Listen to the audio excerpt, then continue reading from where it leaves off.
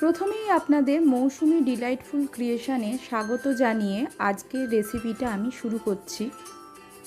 আশা করছি আপনারা সবাই ভালো আছেন, সুস্থ আছেন। আজকে আমি নিরামিষ সয়াবিনের একটা রেসিপি আপনাদের সঙ্গে শেয়ার করছি। এই রেসিপিটা সম্পূর্ণ একটা নিরামিষ রেসিপি।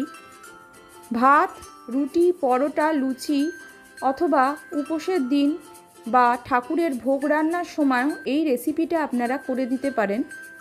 সয়াবিনের সঙ্গে থাকছে সবজি, বাচ্চাদেরও লাঞ্চে বা ডিনারে এই রেসিপিটা করে খাওয়াতে পারেন। আমরা সয়াবিনের উপকারী গুণগুলি জানি। সয়াবিনে খুব উচ্চ মাত্রায় প্রোটিন থাকে। যারা মাছ মাংস খান না তারা এই সয়াবিনের দ্বারাই মাছ মাংসের প্রোটিনের গুণগুলো পেয়ে থাকেন এর মাধ্যমে। চলুন দেখে নেওয়া যাক আমি কিভাবে স্টেপ বাই স্টেপ রেসিপিটা করছি। প্রথমে আমি সয়াবিনগুলো সেদ্ধ করে নিলাম। সেদ্ধ করার সময় সামান্য নুন দিয়ে সেদ্ধ করেছিলাম। এইভাবে টুকরো করে আমি কুমড়ো কেটে নিয়েছি।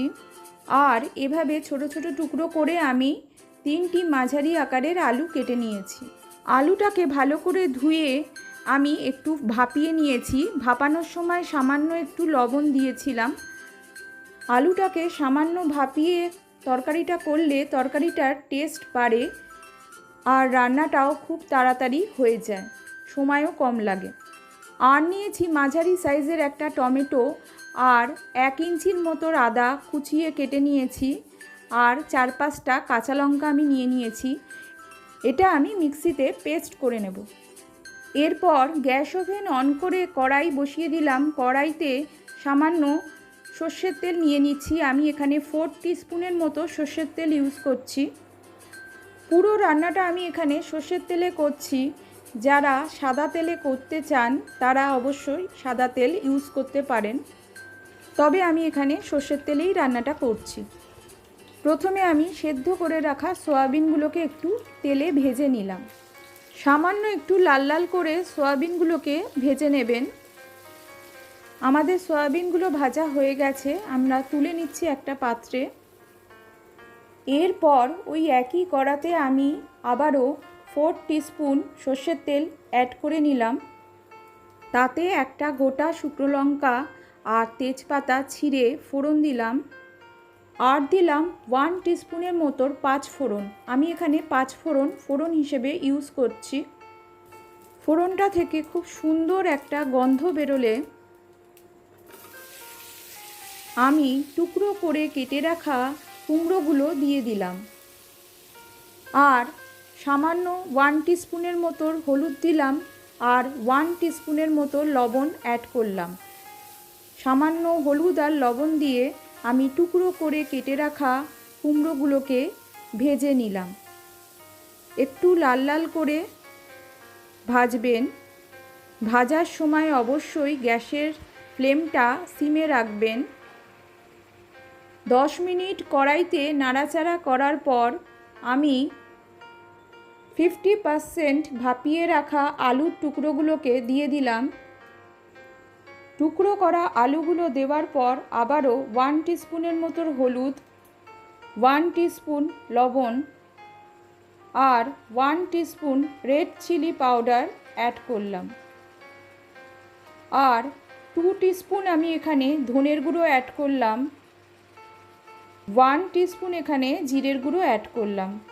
এখানে একটু খেয়াল রাখবেন, জিরের গুঁড়ো যা দেবেন তার ডবল দেবেন ধনের গুঁড়ো। আমি এখানে 1 টিস্পুন জিরের গুঁড়ো দিয়েছি আর 2 টিস্পুন ধনের গুঁড়ো দিয়েছি। মশলা দেওয়ার পর আরও 5-7 মিনিট আমি এখানে কড়াইতে নাড়াচাড়া করে নিলাম।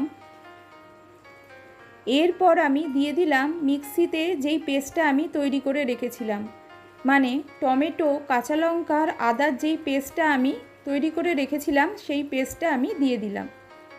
পেস্টটা যেই পাত্রে ছিল সেই পাত্রটা ধুয়ে আমি সামান্য একটু জল অ্যাড করলাম। তারপর আমি মশলাটাকে ভালো করে কষিয়ে নিলাম। মশলাটাকে ভালো করে কষাতে মোটামুটি এখানে 10 থেকে 12 মিনিট সময় লাগবে। এরপর আমি ভেজে রাখা সয়াবিনগুলোকে দিয়ে দিলাম। সয়াবিন দেওয়ার পরও আমি 5-7 মিনিট কষিয়ে নিলাম। একটু ধৈর্য নিয়ে কষাবেন। এই সময় আপনারা লবণটা একবার চেক করে নেবেন আর গ্যাসটা সিমে দিয়ে একটু চাপা দিয়ে রান্নাটা করতে হবে। মশলাটা কষানো হয়ে গেলে মশলা থেকে তেল ছেড়ে আসবে। এই সময় সামান্য জল অ্যাড করতে হবে। আমি সয়াবিনটা যেই পাত্রে তুলে রেখেছিলাম সেই পাত্রে তেল লেগেছিল, তাই সেই পাত্রটা ধুয়ে আমি এখানে সামান্য জল অ্যাড করছি। মোটামুটি আমি এখানে 1 কাপ জল অ্যাড করছি। সবজির তরকারিটা খুব বেশি ঝোল হবে না, একটু মাখা মাখা হবে, তাই খুব বেশি পাতলা করবেন না। অতিরিক্ত জল অ্যাড করার দরকার নেই, আপনারা বুঝে জল অ্যাড করবেন। এরপর আমি 1 টিস্পুন সুগার অ্যাড করছি, কারণ এখানে টমেটো দেয়া ছিল। সুগার অ্যাড করলে টমেটোর টক ভাবটা একটু ব্যালেন্স হয়ে যায়, তাই আমি এখানে 1 টিস্পুন সুগার অ্যাড করলাম। তারপর আমি তরকারিটাকে 10 মিনিট ফুটতে দিলাম। 10 মিনিট পর ফিরে এলাম। আমার তরকারিটা খুব ভালোভাবে ফুটছে।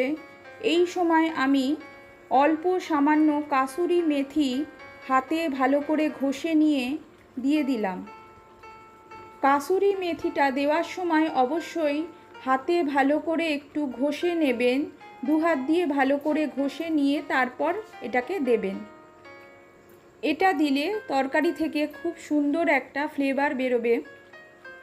আর ঠিক নামানোর আগের মুহূর্তেই কাসুরি মেথিটা অ্যাড করবেন। আর 2টো চিড়ে আমি কাঁচা লঙ্কা দিয়ে দিলাম। আমার রেসিপিটা হয়ে গেছে। এবার আমি গ্যাসের ফ্লেমটা অফ করে দিচ্ছি। কিছুক্ষণ আমরা স্ট্যান্ডিং টাইমে ছেড়ে রাখলাম। 2-5 মিনিট পর এসে আমি দেখাচ্ছি। আমার আজকের রেসিপিটা রেডি পরিবেশনের জন্য। আমি যেভাবে স্টেপ বাই স্টেপ রেসিপিটা দেখালাম সেইভাবে আপনারা অতি অবশ্যই বাড়িতে বানিয়ে একবার হলেও খাবেন।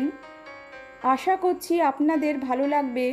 ভালো লাগলে ভিডিওটাকে অবশ্যই একটা লাইক করে দেবেন। কমেন্ট অবশ্যই করবেন আপনাদের রেসিপিটা কেমন লাগলো সেই নিয়ে। এখনও যদি সাবস্ক্রাইব না করে থাকেন আমার চ্যানেলকে অতি অবশ্যই সাবস্ক্রাইব করে নেওয়ার অনুরোধ রইল। নতুন বন্ধুদের বলি, তোমরাও আমার চ্যানেলকে অবশ্যই সাবস্ক্রাইব করে নিও। নোটিফিকেশান অবশ্যই অন রাখবেন আরও ভালো ভালো রান্নার রেসিপি পাওয়ার জন্য। আমি তরকারিটা একটা পাত্রে তুলে নিচ্ছি। ভাত, রুটি, লাঞ্চে বা ডিনারে এই রেসিপিটা সব খাবারের সঙ্গেই খুব ভালো লাগে। সয়াবিনে প্রোটিনও প্রচুর। আজকের মতো এখানেই শেষ করছি। দেখা হবে অন্য কোনো ভিডিওতে। ভালো থাকবেন, সুস্থ থাকবেন। Thank you.